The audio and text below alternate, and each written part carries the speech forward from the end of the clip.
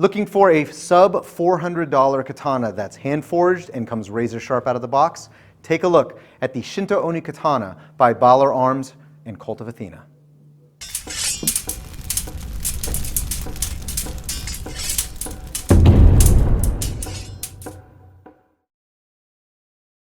Welcome back to the channel, guys. Today we're taking a look at the Shinto Oni Katana by Kult of Athena and Balaur Arms. If you don't know who Balaur Arms is, it is Kult of Athena's house brand, manufactured by LK Chen.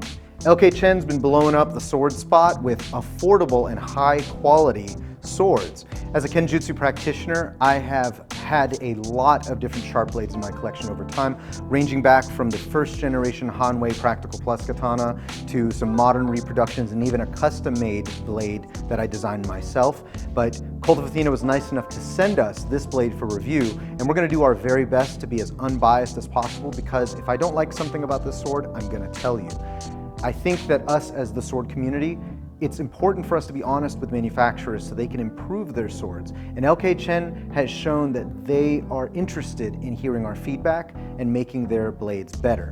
So their rapiers, long swords, and katanas, from what I understand, have all been improved over time because reviewers like us have stated what we liked and didn't like. And I'm going to do the same thing for the Shinto Oni Katana. So my initial impressions of the katana out of the box is it's gorgeous. It's just so pretty.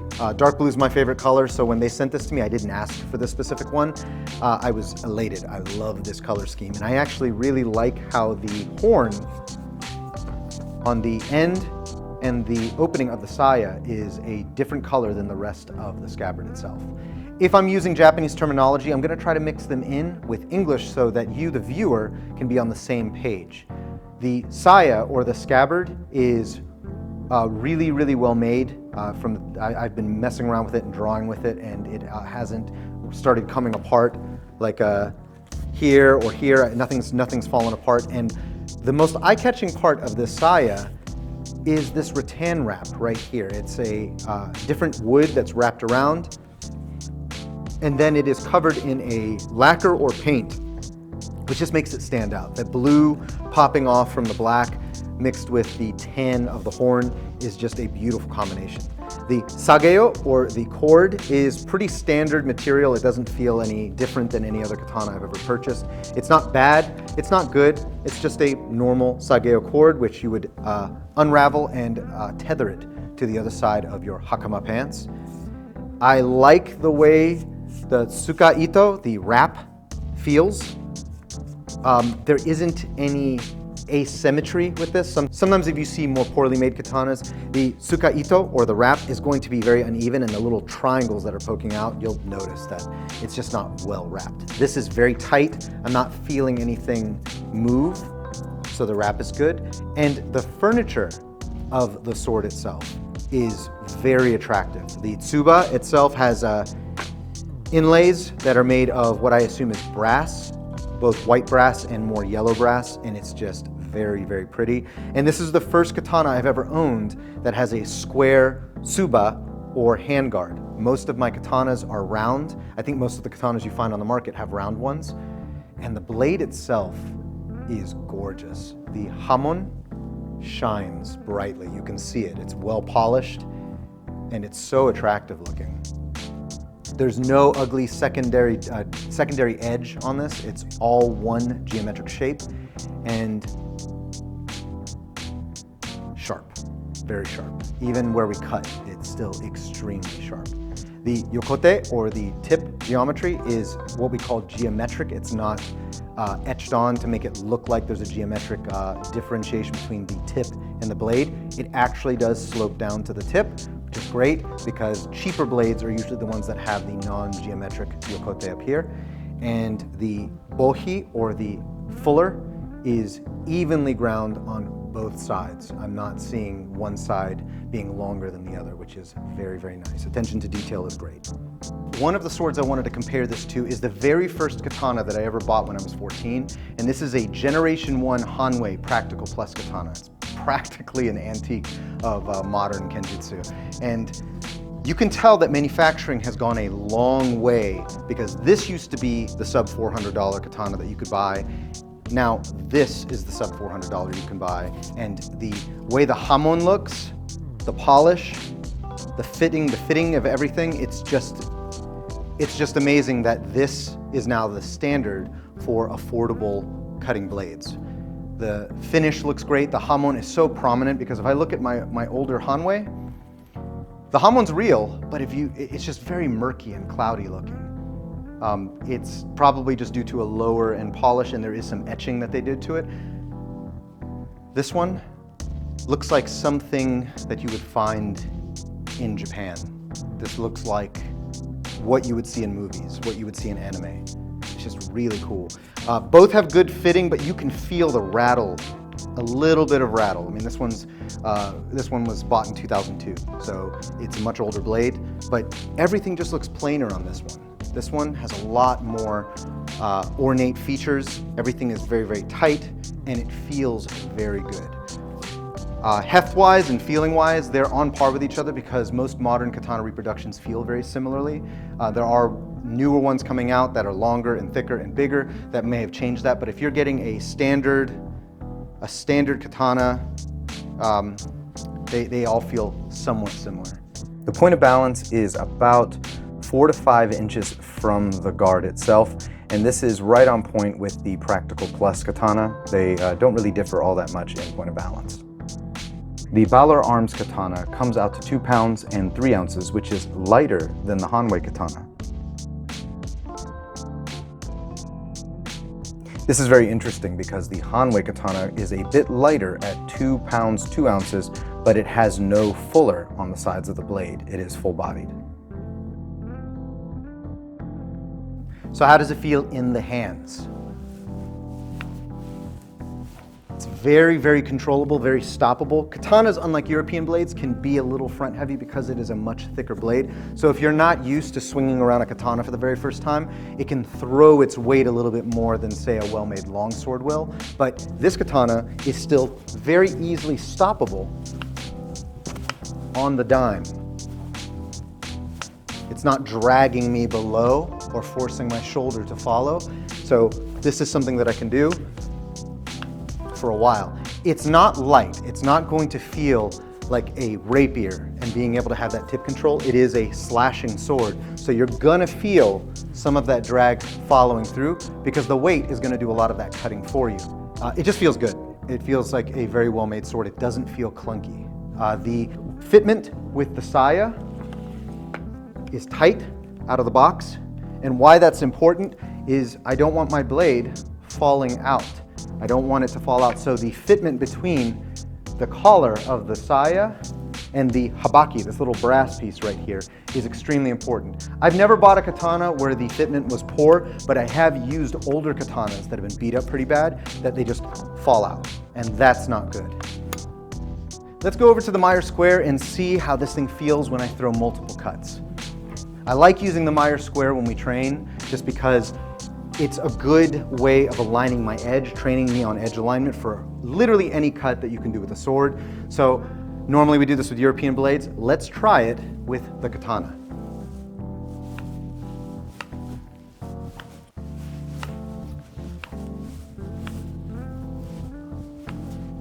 Yeah, it's controllable. It's good. Yeah, I can string together cuts no problem. I don't feel a whole lot of fatigue. It feels good. I really like this a lot.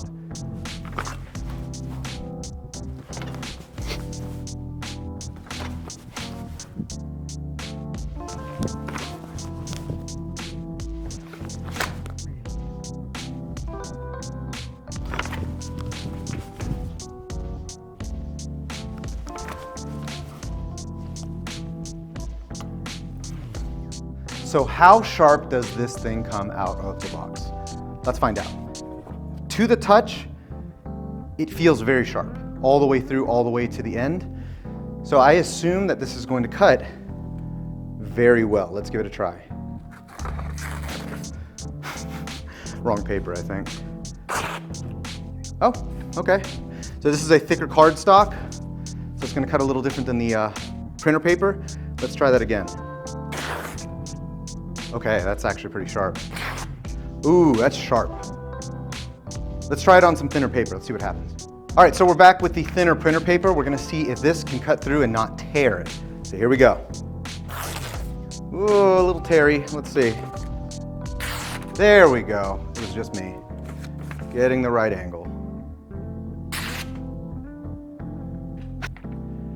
Yeah, so my vote is this is scary sharp out of the box. It is not a mirror polish, it is a shinier than satin, but still a satin. I can't see a good reflection of myself. I can see kind of a blurry reflection. And that's okay, because if you are gonna get a mirror polished katana, you're also gonna pay another $200–300 for that polish.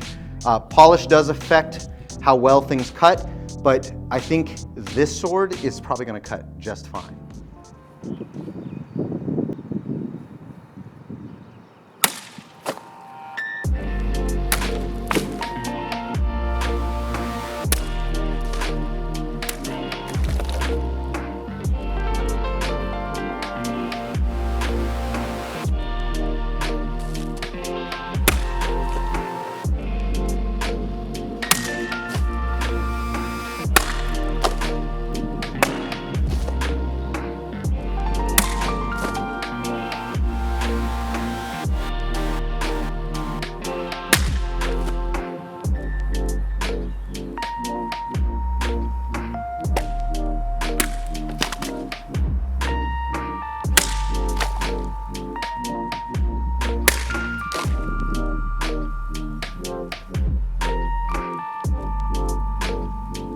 Cut one-handed on a Gatorade bottle.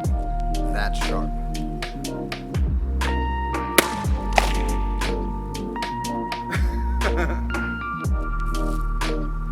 Three at a time. That's pretty cool.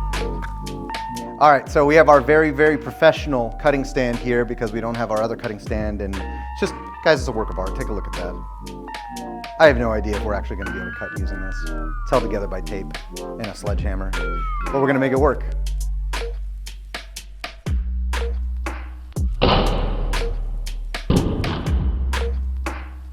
All right, so that cut completely through, and I'll be honest, I didn't think it would, because look how wobbly this is. This gives a lot, so all of the cutting power went right through the target, and this is thick cardboard. This is not like a toilet paper tube. This is pretty thick. Again, a lot of give. That just shows the sharpness and the edge geometry and how well the sword is shaped to be able to go through this and not have any jagged edges. I kind of want to do another cut. That cut is super clean. It's actually smooth to the touch on the paper layers. I'd like to take all the credit for that, but that is how sharp that blade is. That's really doing that kind of work. There's very little fraying. That's nuts. I love it. Yeah, this is my Kiriage. It's a little less refined, but it did cut all the way through, just a little more jagged. That's more on me.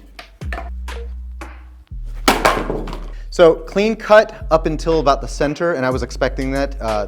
Horizontal cut is actually very hard to get compared to the diagonal cuts. All right, let's try another piece of cardboard, square box. Yeah, I cut pretty clean. Okay.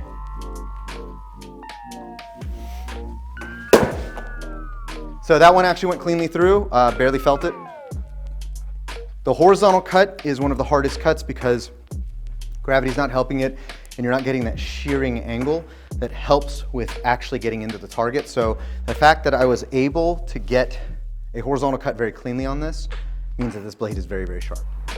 As with all my other sword reviews, I do an edge test by chopping into either a 4x4 and or some branches. I have these 4x4s here that are a part of the cutting stand that I'm going to be replacing soon, and here I am chopping into them with the Shinto Oni Katana. This is mainly to see if the edge will dull significantly or even bend. It's not even dull. It's still razor sharp. No edge deformation.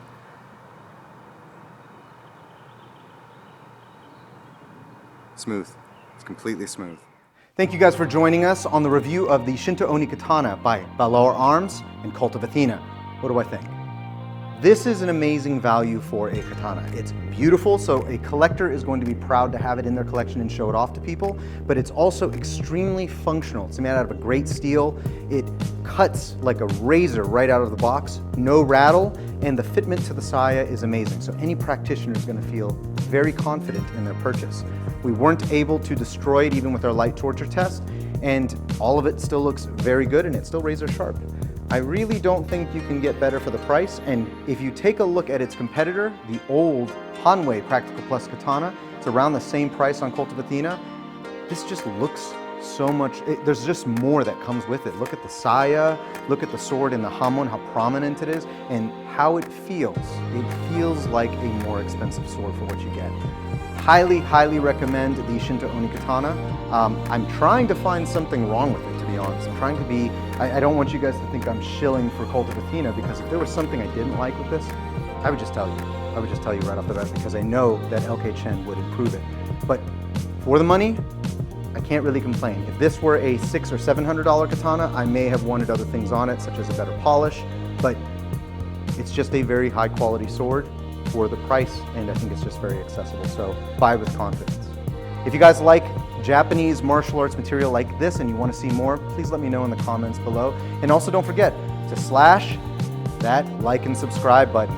Your like and subscribe really helps our channel, and we hope to reach more people in the future. If you're looking for historical combat merch, we sell awesome swag on our site, www.historicalcombatarts.com. We have 4 different designs for you to fly your sword nerd flag. I got nothing else for you. Bye.